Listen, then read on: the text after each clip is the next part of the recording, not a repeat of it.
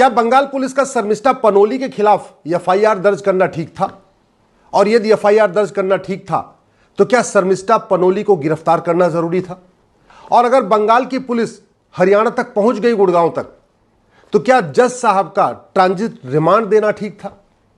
और अगर हरियाणा के जज ने, गुड़गांव के जज ने ट्रांजिट रिमांड दे भी दिया तो क्या कलकत्ता के जज का 24 दिन के लिए जुडिशियल कस्टडी में भेजना ठीक था? मैं इसलिए कह रहा हूं क्योंकि क्रिमिनल लॉ में एक फिलॉसफी डॉक्ट्रिन यूज होती है, उसको कहते हैं मेंसरिया। यानी एफआईआर दर्ज करने के पहले भी देखना जरूरी है कि एक्शन क्या है और इंटेंशन क्या है। जज को भी सबसे पहले यह देखना है एक्शन क्या है और इंटेंशन क्या है, उसके बाद ही तय करना है कि ट्रांजिट बेल देनी है या ट्रांजिट रिमांड देनी है। गुड़गांव के जज साहब चाहते तो शर्मिष्ठा को ट्रांजिट बेल दे सकते थे और कह देते कि काम करो, 1 सप्ताह के अंदर तुम जाके कलकत्ता में अपने आप को सरेंडर करो, जज वहां कोर्ट में जाके सरेंडर करो, पुलिस के सामने नहीं, या पुलिस के सामने भी चली जाओ। पहली बात तो ये जो एफआईआर हुई है एक वीडियो के आधार पे हुई है। वो वीडियो कोई 1 मिनट 2 मिनट का नहीं, बड़ा वीडियो है, 6-7 मिनट का वीडियो है। वो 6-7 मिनट के वीडियो में 30 सेकंड के लिए जबान फिसली है, बिल्कुल फिसली है। और जब 30 सेकंड के लिए जबान फिसली तो उसके लिए शर्मिष्ठा ने माफी मांग लिया, वीडियो को डिलीट भी कर दिया। लेकिन सबसे पहले यह देखना पड़ेगा इसमें इंटेंशन क्या था। क्या शर्मिष्ठा ने किसी की धार्मिक भावना आहत करने के लिए वीडियो बनाया था? क्या शर्मिष्ठा ने जानबूझ के भारत में अशांति फैलाने के लिए वीडियो बनाया था? अरे ये वीडियो तो तब बना था जब पाकिस्तान के आतंकवादियों ने हमारी 26 बहन बेटियों का सिंदूर उजाड़ दिया। उसके बाद भारत की सरकार ने ऑपरेशन सिंदूर शुरू किया। जब ऑपरेशन सिंदूर शुरू हुआ तो पाकिस्तान के सभी नेता, अभिनेता, लेखक, बुद्धिजीवी, पत्रकार, कलमकार, YouTuber, influencer, cricketer, actor, hero, heroine, star, superstar, सारे पाकिस्तान के पक्ष में बोल रहे थे। लेकिन भारत में बहुत सारे नेता, अभिनेता, लेखक, बुद्धिजीवी, पत्रकार, कलमकार, यूट्यूबर और खासतौर पे बॉलीवुड के लोग या तो शांत बैठे हुए थे और कुछ तो विरोध भी कर रहे थे। सब लोग अपनी अपनी भावना व्यक्त कर रहे थे। मैंने भी अपनी भावना व्यक्त किया था। मैंने भी इस सदी के महानायक को जगाने की कोशिश किया था कि आप भी कुछ बोलिए, क्योंकि वो भी शांत बैठे हुए थे। शर्मिष्ठा ने बॉलीवुड को लेके एक वीडियो बनाया और उसने हमारे क्रिकेटरों के बारे में कुछ कहा, बॉलीवुड के लोगों के बारे में कुछ कहा। उसने ये कहा कि भाई पाकिस्तान के अगर हीरो हीरोइन पाकिस्तान के पक्ष में बोल रहे, पाकिस्तान के स्टार सुपरस्टार पाकिस्तान के पक्ष में बोल रहे हैं, तो भारत के स्टार सुपरस्टार भारत के पक्ष में क्यों नहीं बोल रहे? ये आमिर खान, सलमान खान, सुहेल खान और जितने और भी हैं, ये अक्षय कुमार और अमिताभ बच्चन, ये शांत क्यों बैठे हुए? ये पूरी बात कहते कहते उसे बड़ा वीडियो था, उसमें उसने 10-20 सेकंड के लिए उसकी जबान फिसल गई। तो सवाल ये था इंटेंशन क्या था? एफआईआर दर्ज करने के पहले भी इंटेंशन देखना चाहिए, गिरफ्तार करने के पहले भी इंटेंशन देखना चाहिए, जमानत देनी है कि नहीं देनी है इसके पहले भी जज को इंटेंशन देखना चाहिए। मुझे लगता है न एफआईआर दर्ज करने के पहले शर्मिष्ठा पनोली का इंटेंशन देखा गया, न उसको गिरफ्तारी के पहले उसका इंटेंशन देखा गया, और न गुड़गांव के जज ने शर्मिष्ठा पनोली का इंटेंशन देखा, और न कलकत्ता के जज ने शर्मिष्ठा पनोली का इंटेंशन देखा। जबकि सुप्रीम कोर्ट के सैकड़ों जजमेंट है कि क्रिमिनल लॉ में सबसे पहले आपको मेंसरिया देखना है, इंटेंशन देखना है कि किस इंटेंशन के साथ वो कार्य किया गया। जमानत देना है कि नहीं देना, उसके पहले बैकग्राउंड भी देखा जाता है। तो सवाल यह है, क्या शर्मिष्ठा मुखर्जी किसी बहुत बड़े अपराधी संगठन से जुड़ी हुई थी, किसी बहुत बड़े गैंग से जुड़ी थी, किसी एक्सटॉर्शन ऐसे करने वाले संगठन से जुड़ी थी? क्या वो सीरियल ऑफेंडर थी? क्या उसके माता पिता अपराधी थे? नहीं, न माता पिता अपराधी, न शर्मिष्ठा खुद अपराधी, न उसका कोई परिवार में कोई अपराध का रिकॉर्ड, उसके घर में इसके पहले कभी कुछ किसी ने किया नहीं। फिर बैकग्राउंड भी देखी जाती है। शर्मिष्ठा लॉ कर रही थी, एक ब्राइट स्टूडेंट थी, 10वीं में उसके अच्छे मार्क, 12वीं में उसके अच्छे मार्क। मैं बार बार कहता हूं, जो मैं मेंसरिया की बात कर रहा हूं ये मैं नहीं कर रहा हूं, ये जजमेंट सुप्रीम कोर्ट के है। और बेल इज रूल और jail is exception. Exception condition में ही जेल भेजा जाता है, जहां यह आशंका हो कि भाई ये जो जिसने अपराध किया है विदेश भाग जाएगा। तो शर्मिष्ठा के माता पिता तो भारत में ही हैं, कोई एनआरआई नहीं है कि उसको अपनी बेटी को बुला लेते उधर बाहर कहीं। शर्मिष्ठा की 4th ईयर की लॉ स्टूडेंट है, तो पढ़ाई छोड़ के भी नहीं भागने वाली थी। जब कोई भागने का अंदेशा नहीं, देश छोड़ के भागने का अंदेशा नहीं, कोई क्रिमिनल रिकॉर्ड नहीं, कोई क्रिमिनल हिस्ट्री नहीं, इसके पहले उसने कभी कुछ कहा नहीं। और दूसरा, वीडियो भी बनाया गया भारत पाकिस्तान के युद्ध के समय, ऑपरेशन सिंदूर के दौरान, और मेन टारगेट बॉलीवुड के हीरो हीरोइन थे, नायक और महानायक थे, सदी के महानायक थे। तो फिर किस ग्राउंड पे कलकत्ता पुलिस ने एफआईआर दर्ज किया? किस ग्राउंड पे कलकत्ता की पुलिस गुड़गांव तक पहुंच गई? किस ग्राउंड पे गुड़गांव के जज ने ट्रांजिट बेल देने की बजाय ट्रांजिट रिमांड दे दिया? और किस ग्राउंड पे कलकत्ता के जज साहब ने उसको बेल देने की बजाय 24 दिन के लिए जेल भेज दिया? सरेआम सुप्रीम कोर्ट की धज्जियां उड़ाई गई हैं, सरेआम संविधान की धज्जियां उड़ाई गई हैं।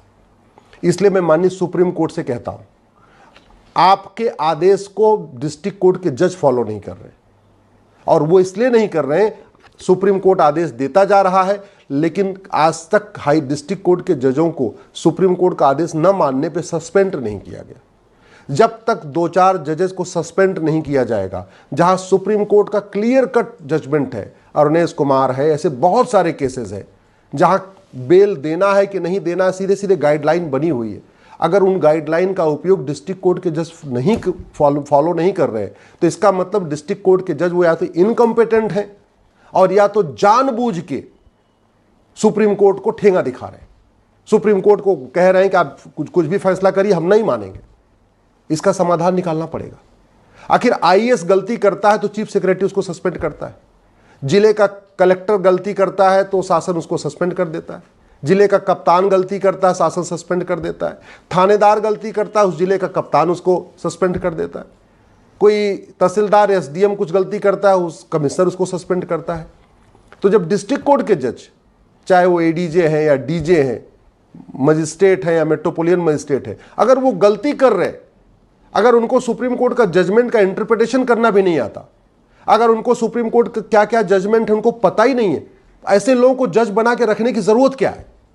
ऐसे लोगों को जजशिप में कंटिन्यू रखने की क्या जरूरत है? मेरा मानना है सुप्रीम कोर्ट को इस पर गंभीरता के साथ विचार करना पड़ेगा, और फ्रीडम ऑफ स्पीच और हेट स्पीच के बीच में डिफरेंस करना पड़ेगा। सच्चाई यह है कि भारत में आज की डेट में सच बोलना हेट स्पीच हो चुका है, और झूठ बोलना फ्रीडम ऑफ स्पीच हो चुका है। हिंदू, जैन, बौद्ध, सिख का प्रतिदिन धार्मिक भावना आहत की जाती है। 5 बार जो अजान होती है उसमें कहते हैं ला इलाहा इल्लल्लाह। ला इलाहा इल्लल्लाह का मतलब ब्रह्मा विष्णु महेश पूजा योग्य नहीं है, इससे हिंदुओं की धार्मिक भावना आहत होती है। ला इलाहा इल्लल्लाह का मतलब आपके गणेश जी, आपके भगवान वेंकटेश, आपके हनुमान जी पूजा योग्य नहीं है, इससे हिंदुओं की धार्मिक भावना आहत होती है। ला इलाहा इल्लल्लाह का मतलब माँ दुर्गा, लक्ष्मी, सरस्वती पूजा योग्य नहीं है, इससे हिंदुओं की धार्मिक भावना आहत होती है। ला इलाहा इल्लल्लाह का मतलब भगवान अयप्पा, भगवान मुर्गुन, भगवान कार्तिकेय पूजा योग्य नहीं है, इससे हिंदुओं की धार्मिक भावना आहत होती है। ला इलाहा इल्लल्लाह का मतलब भगवान महावीर और 24 तीर्थंकर पूजा योग्य नहीं है, इससे जैनियों की भावना आहत होती है। ला इलाहा इल्लल्लाह का मतलब भगवान बुद्ध पूजा योग्य नहीं है, इससे बौद्धों की धार्मिक भावना आहत होती है। ला इलाहा इल्लल्लाह का मतलब गुरु ग्रंथ साहिब और जो 10 सिख गुरु हैं वो पूजा योग्य नहीं है, इससे सिखों की धार्मिक भावना आती होती है। ला इलाहा इल्लल्लाह से क्रिश्चियंस की धार्मिक भावना आहत होती है। ला इलाहा इल्लल्लाह से पारसियों की धार्मिक भावना आहत होती है। ला इलाहा इल्लल्लाह से यहूदियों की धार्मिक भावना आहत होती है। सबकी अगर आप खुलेआम 5 बार कह रहे हो, एक बार आप मन में सोचते भी हो भाई ठीक है अल्लाह के अलावा कोई इबादत योग्य नहीं है, मन में सोचते हो तो बात ठीक है, लेकिन आप लाउड स्पीकर से उसको अगर चिल्ला के कह रहे हो, जोर जोर से कह रहे हो, सबको जबरदस्ती सुना रहे हो, फिर तो आपका इंटेंशन है कि आपको जबरदस्ती आप सबकी धार्मिक भावना आहत कर रहे हो। अगर शर्मिष्ठा के मामले में एफआईआर हो सकता है तो उन लोगों पे भी एफआईआर होना चाहिए जो लाउड स्पीकर से अजान देते हैं। और अब समय आ चुका है हेट स्पीच को डिफाइन किया जाए। मैं सरकार से मांग करता हूं, हेट स्पीच के ऊपर लॉ कमीशन ने 2017 में अपनी रिपोर्ट दिया था।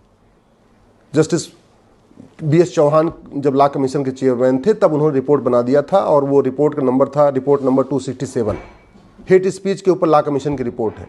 2017 की रिपोर्ट है, 2025 आ चुका है, 8 साल बीत चुके हैं, आज तक वो रिपोर्ट लागू नहीं हुई है। सरकार उसको लागू करे और इस BNS में एक चैप्टर डाले offence relating to hate speech, hate speech को डिफाइन करे। जितनी भी रिलीजियस किताबें हैं इनकी समीक्षा की जाए, जितनी भी बुक्स हैं उनको रिव्यू किया जाए कि क्या वो कहीं धार्मिक भावना हत तो नहीं कर रही। अगर रामायण के ऊपर चर्चा हो सकती है, भगवत गीता के ऊपर चर्चा हो सकती है, भगवान राम लक्ष्मण सीता के कार्य आदर्शों पर चर्चा हो सकती है, भगवान कृष्ण और गोपियों के बारे में चर्चा हो सकती है, तो बाकियों के बारे में चर्चा क्यों नहीं हो सकती?